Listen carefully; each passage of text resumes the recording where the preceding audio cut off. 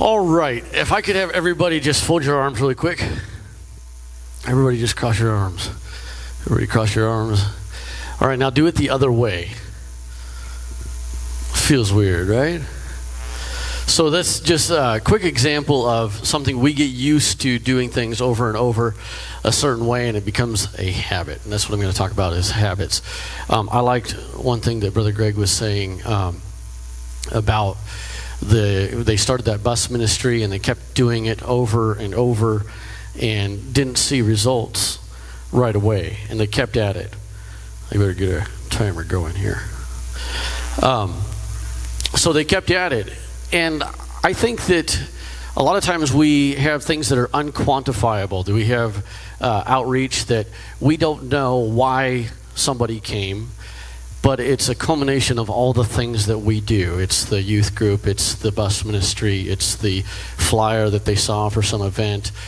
And so if we can approach these things as this is just what we do, this is just how we do things, instead of just looking for that goal, just looking for the result, so to speak. So I have a handout in the packet. It's like, I think it's on page 117.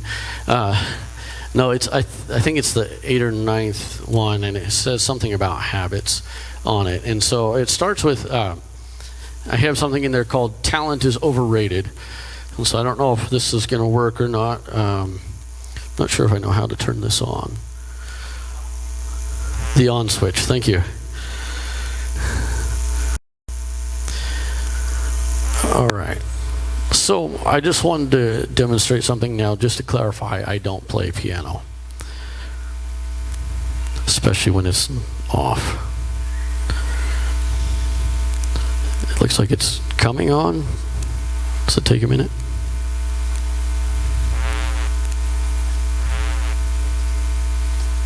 It's loading. There it is. Okay. Anybody in here know the blues scale? Anybody? Okay, one person. All right, I wanted to learn the blues scale. And so there's steps in the blues scale. And so it starts out, it's 1.5 steps. So you start, you have your single note, then you gotta go 1, 2. So that's the next note, and then a whole step. So, and then you got 2 half steps. So and then you have to go 3 notes again, and then a whole step. So I wanted to learn that, so I did it very mathematically like that, and I got a little bit better at it, and I try to come down. And so then I kind of learned some fingering and worked on it a little bit, using my fingers, and okay, now I can do that a little bit better, come down. And I practiced it over and over, and it was a struggle at first. I don't know if anybody's ever tried to learn an instrument, but it's a struggle. And so then after doing it over and over and learning those fingerings, I got to where I could just kind of, and it got easier, right? And then I learned how to put some of these things together inside of the scale. And so now, today, I can do that scale. I can just not look. I can add chords in and hit the wrong notes. And I don't have to think about it. I don't have to think about what I'm doing. In fact, if I want to play some kind of rhythm on my left hand, that's the one that I'm focused on. I can have I'll just give you an example really quick.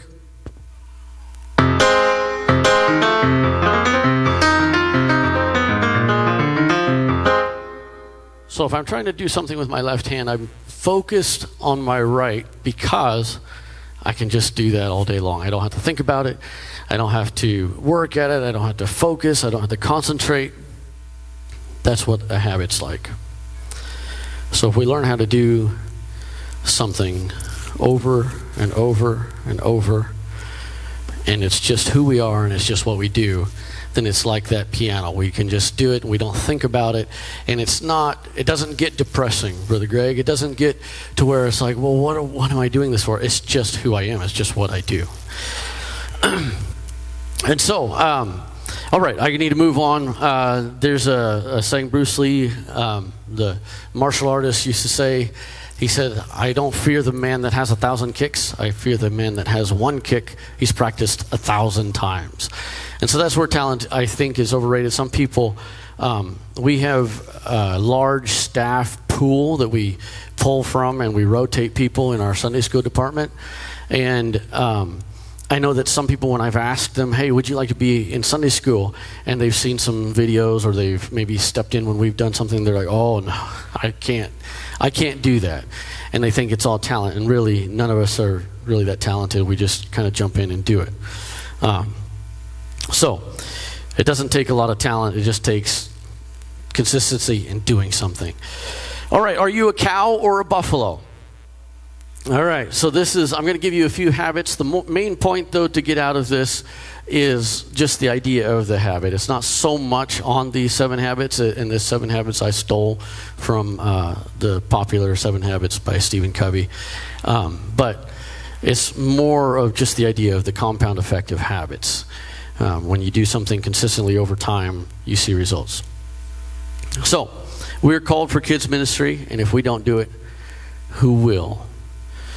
There's a quote, tomorrow, which is in quotes, and it's a definition, and it says, noun, a mystical land where 99% of all human productivity, motivation, is stored. Tomorrow. And procrastination has taught me how to do 30 minutes of work in 8 hours, and 8 hours of work in 30 minutes. Any college students in here? And then finally, oh man, that's due tomorrow? Thomas Jefferson, July 3rd, 1776. So in Colorado, there's the Rocky Mountains. They're really known for the Rocky Mountains. And then there's it's split almost in half. And I'm not really good at geography. I just know the story. So there's the Rocky Mountains. And then on the other side, there's the plains. And I think it goes into Kansas right there. So they get these storms. And Colorado is one of the only places, or one of the very few places, that has both buffalo and they have cows. And so they get these storms that will come running down. They'll come right over the Rockies, and they'll come right down through those plains. And so, of course, the cows, they can sense those storms coming. And as soon as it comes, the cows start running away from the storm. They start running the opposite direction. Now, if you've ever seen cows move, I know that my pastor, when he was younger, thought it was hilarious to honk the horn in a cow field and drive by and wait and see him way back in your rearview mirror jump like 5 seconds later.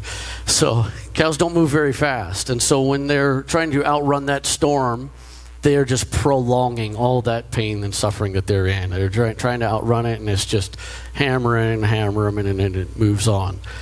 The buffalo are completely different. When that storm comes over the Rockies, they sense that storm is coming, and they charge right at it.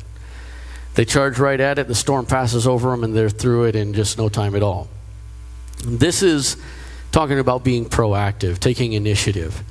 I think many times we all procrastinate some, I'm sure. But there's many times when we know that something needs to be done, and it's not the fun stuff. We know that we need to get something done in the Sunday school ministry or whatever it may be, and it's not the fun stuff. But if you just take the bull by the horns, so to speak, and do it. Okay, where are you going? Begin with the end in mind.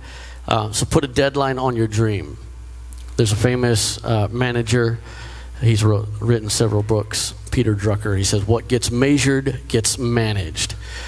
There's an experiment. I don't know if anybody has ever heard of this, but there was an experiment that somebody did with fleas. I know it's kind of weird, but they took a container, and they had a bunch of fleas in this container. They put this lid on the container, and the fleas would fly around. They would fly high, and they would bump up against that lid. They'd bump their heads, on that lid. And eventually, I don't know how much time, but they would take the lid off, and the fleas would just stay right there. They had kind of trained themselves to not go beyond that lid. And so I think that sometimes we can get like that. We can have a lid on our dreams. We can have a lid on our potential, on what we think we can do. We need to take the lid off, and then we need to begin with our ministry. We need to begin with, where are we going? What is the end goal here? What can we do? And I'm looking forward to tomorrow about some of those things that taking your children's ministry beyond where you could ever dream. It's far easier to make an innovative idea feasible than to make a feasible idea innovative. This is Bob Johnston. Mess results in stress. So put first things first. We've got to prioritize and be organized. I've heard a lot of people say, I'm busy doing this or that. We're all busy. All of us can probably attest to being busy. And so is busy doing what? There's a difference between, there's some of these people, Elon Musk or Jeff Bezos, they're busy, but they're doing a lot more than I am. And so I'm busy. I feel like I'm just as busy as anybody else. But what am I busy doing? Am I a, quote, high-performing individual? Don't get derailed with other people's priorities. The fact that you managed to email me does not mean that I have an obligation to fulfill your to-do list. So keep your priorities straight. And I'm kind of blowing through these because I want to get to something at the end here, but kids ministry is not an island. So this comes from habit 4, think win-win. Here's the main thing that I want to point out with this is I think that sometimes Brother James Wang was here last year, and he did an incredible illustration about how bus ministry works together with Sunday school. It was awesome. And I think that sometimes we can have that, tunnel vision. But also, I think that we can feel like we are alone, like nobody understands, because we're the weird ones, right? We're the ones doing all the crazy songs. We're the ones doing all the crazy emotions. But we need to work in tandem with other ministries. So there's a story that I heard a long time ago about this new people had moved into a house, and the neighbor was driving into the neighborhood, and he had lived there for a while, and he saw them, and he's there. The new couple is there, and the man has got a big piano right in the front door. So he's going to be a helpful neighbor. He jumps out. Hey, let me give you a hand. And they struggle. It's right in the front door, and it's heavy. It's not an electric piano. It's a big piano. And so they kind of stop and take a break. And the man that had lived in the neighborhood for a while, he says, "Man, we are never going to get this piano in here." And the guy that was there, he said, "In? I'm trying to get it out." They didn't communicate. They didn't communicate on what the goal was. So with that, I believe that it's important that we work inside of our pastor's vision. I've been in youth ministry for a long time, and when I first started, I had all these goals and things that I wanted to do, these great ideas I thought were great. And I talked to my pastor about them, and I found that sometimes I was trying to convince my pastor that we should do this, and convince my pastor that we should do that. And sometimes we didn't really butt heads. We have a close relationship. But sometimes I just didn't understand why he didn't understand me, why he didn't understand what we needed to do. But I since then have changed my thinking a little bit. And if you understand that you're working inside of your pastor's vision. I remember several years ago we sat down at a Starbucks and we were talking, and he got out a napkin. Classic, right? Got a napkin. I think we had to borrow a pen from somebody behind the counter. And he wrote down some goals. I took a picture of it. I still have the picture today. If I had the screen, I'd put it up there. But he wrote down some goals and some milestones on what to do in children's church and what it should look like, what Sunday school should look like. And I don't know, even some of our staff might not know this story, but that's what guides what we do. We do a lot of crazy things. We've built rivers upstairs, and we've done all kinds of crazy things. But all of that, even what we do, it's fun and it's exciting, but it fits inside of that vision. The Lifeguard Hack. Seek first to understand, then to be understood. So we have to consider the child's point of view. So the Lifeguard Hack is this, in essence, is when we are coming to an event like this, who am I to speak to everybody? I'm no expert at all. I like what Brother Booker says on his podcast. We're not experts, but we love doing what we do. I'm not an expert, and who am I to speak in front of people? Who am I to pray with a kid? I got problems in my own life. Who am I that I could do children's ministry? Unless you're a lifeguard. Because when you're a lifeguard and somebody's drowning, it doesn't matter if you're dressed right. It doesn't matter if you look cool. They don't care. It doesn't matter. You're the lifeguard on duty. It's your job. You have something to do. And so I think, next time you feel like you're not worthy or that you can't do something, just think of yourself as a lifeguard. An orchestra has more than one trumpet. So this is synergize, which is a fancy word for just working together and empower your team's potential. This world hijacks a lot of words, but I believe that we need to have diversity. We need to have diversity in opinions and outlooks, and I don't mean it in the way that the world does, but we need to be diverse, and differences can be frustrating unless you are approaching it with the idea that you value those differences. So there's a famous coach, John Wooden. He's passed away, but he was a college coach at UCLA, and I don't remember the stats, but he won more games than anybody. He's well known for that.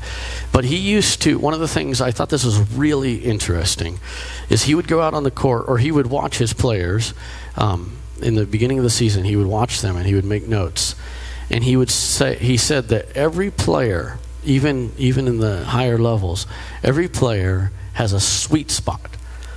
Every player has a certain spot that they can shoot from, and they do really well from there. So he would make notes, and then he would go out there and he would mark it on the floor. He would mark player, 11. He'd say, this is your sweet spot. And he would say, don't shoot from anywhere but right there. It's my job to design plays that get you right there in your sweet spot, and then you can make the shot. And if you're a children's ministry leader or a bus ministry leader or youth ministry leader, I believe that is our job. And I've been trying to do that with our staff. We have staff that's wonderful. They're awesome. And I try to see what is their sweet spot. What is it that they excel at? And sometimes I push, to try to see if they excel at something else. And sometimes it flops, but sometimes it doesn't. So I try to find their sweet spot. All right, don't stand on sinking sand. This is sharpen the saw. So defeat burnout and refresh passion. So there's a couple things. One is we watch, if you're a parent, you watch who your kids hang out with.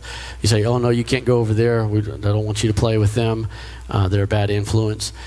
I think we as adults need to watch who we hang out with. We need to come to events like this and get connected with people. All right, and then constantly improve. Perfect practice makes perfect, they say, and so it's kind of a funny saying, but if we practice something the wrong way too much, then we're developing bad habits. And so constantly improve. Perfect your, either it's if you do it in practice or just a certain method. I'm sure there's all kinds of things that we could apply that to, but perfect practice makes perfect. So constantly improve. All right, and then finally, I want to use another John Wooden example. He had 5 steps that he said that he would use. It was explanation, demonstration, imitation, correction, and repetition. So he would explain the play or the method, he would demonstrate it, he would have the student or the player imitate it, then he would correct it, and then they would repeat it. And the person that he gave these steps to had visited him a year later, and he asked him, hey, could you give me that list again? He's like, well, it's 8 steps. It's not just 5 anymore. He said, I've adjusted it. He said explanation, demonstration, imitation, correction, repetition, repetition, repetition. Doing it over and over and over again. So, just like the piano, when you develop a habit, you don't have to think about it. It's just something you do. It's just the way that you live. It's just the thing that you do every single day. You don't have to think about it. You just do it over and over and over again. It's not, it's not just about the goal. Winners and losers both have the same goal, right? There's winners that are going for the goal and they win. There's losers all over that have the same goal. It's the habits that get you there. It's what you do every single day that gets you there. All right, I'm done.